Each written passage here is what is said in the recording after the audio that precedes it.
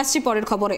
হাসপাতালের কিছু গুরুত্বপূর্ণ সমস্যা নিয়ে অল ইন্ডিয়া মহিলা সাংস্কৃতিক সংগঠনের তরফে এমজেন মেডিকেল কলেজ ও হাসপাতালের ডেপুটি সুপারের কাছে স্মারকলিপি প্রদান করা হলো। সংগঠনের দাবি, মতুয়ার পাশে বিশ্রামকার ব্যবস্থা করতে হবে এবং হাসপাতালের বাথরুম পরিষ্কার করতে হবে এবং আউটডোরের সকল বিভাগের নির্ধারিত সময় ডাক্তারদের বসতে হবে।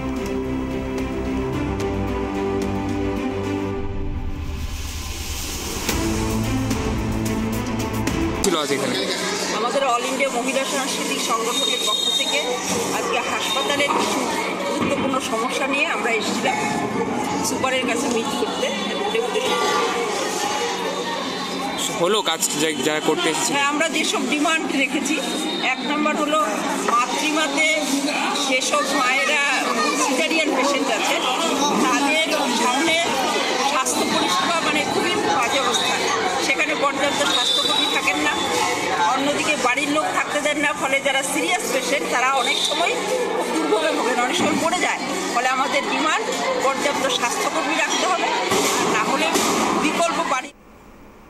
শনিবার আলিপুরদুয়ার জেলার আলিপুরদুয়ার মাধবপুর সংলগ্ন এলাকার এসটিপি অফিসের সামনে বিক্ষোভ দেখান অঙ্গনওয়াড়ি কর্মীরা। অভিযোগ, চেয়ারের অপব্যবহার করে অঙ্গনওয়াড়ি কর্মীদের উপর বাড়তি কাজ চাপিয়ে দেওয়া হচ্ছে, পাশাপাশি সরকারি নিয়ম বহির্ভূত কাজের চাপ দেওয়া হচ্ছে তাদের উপর। আর এমন অভিযোগ তুলে শনিবার বিক্ষোভে নামেন অঙ্গনওয়াড়ি কর্মীরা।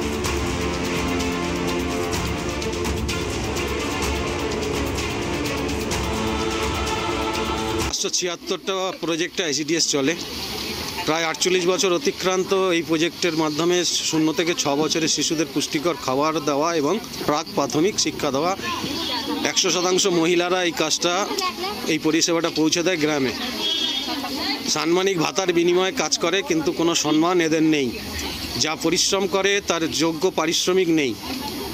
সরকারি নিয়মের মধ্যে থেকে কাজ করতে হয়, কিন্তু দীর্ঘ দিন ধরে দেখা যাচ্ছে যে সরকারি কোনো নির্দেশ ছাড়াই কতগুলো কাজ জোর করে চাপিয়ে দেওয়া হচ্ছে। সেগুলো করতে রাজি না হলে তাদের উপর নির্যাতন করা হচ্ছে, ভয় দেখানো হচ্ছে, চমকানো হচ্ছে, সাসপেন্ড করে দেওয়ার হুমকি দেওয়া হচ্ছে, বেতন কেটে নেওয়ার হুমকি দেওয়া হচ্ছে, বেতন বন্ধ করে দেওয়ার হুমকি দেওয়া হচ্ছে, প্রতিহিংসামূলক বদলি করার চক্রান্ত করা হচ্ছে।